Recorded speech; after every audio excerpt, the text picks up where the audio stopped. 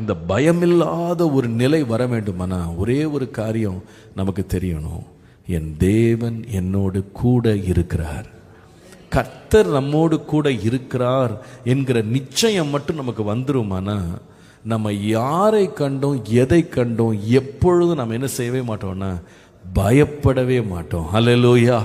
கர்த்தர் நம்மோடு இருப்பாரானால் அவர் நம்மை நடத்துவார் என்ற ஒரு நிச்சயம் நமக்கு இருக்குமானா, கர்த்தருடைய பிரசன்னம் என்னோடு இருக்கிறது, தேவ பிரசன்னம் என்னோடு இருக்கிறது, கர்த்தருடைய நெருக்கத்தில் நான் இருக்கிறேன் அப்படின்னு கண்டுபிடித்த ஒவ்வொருவரும் தைரியமா சொல்லுவாங்க, நான் யாரை கண்டும் நான் என்ன செய்ய மாட்டேன், நான் பயப்படவே மாட்டேன், நான் பயப்படவே மாட்டேன், நான் எந்த மனிதனை குறித்தும் நான் பயப்படவே மாட்டேன். ஹல்லேலூயா.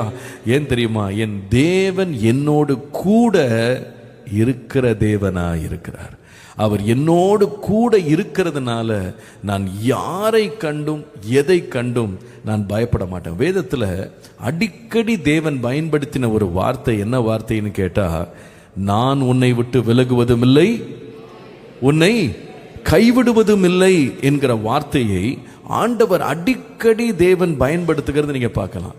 இந்த தேவனுடைய பிரசன்னம் கூட இருக்கிறது என்கிற ஒரு உணர்வு யாருக்கு இருக்கோ அவங்க யாரை பத்தியும் எப்பொழுதும் பயப்படவே மாட்டாங்க.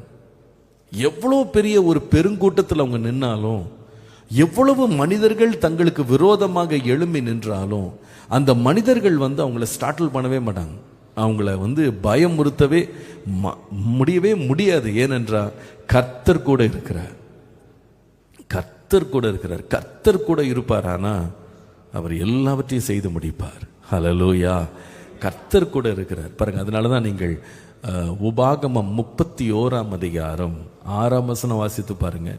உபாகமம் 31ஆம் அதிகாரம் 6ஆம் வசனம், நீங்கள் பலங்கொண்டு திடமனதாயிருங்கள், அவர்களுக்கு பயப்படவும் திகைக்கவும் வேண்டாம், உன் தேவனாகிய கர்த்தர் தாமே உன்னோட கூட வருகிறார், அவர் உன்னை விட்டு விலகுவதும் இல்லை, உன்னை கைவிடுவதும் இல்லை. இல்லையா? ஏன்பா நீ பயப்படுற? நீ அவர்களை பார்த்து நீ பயப்படாத.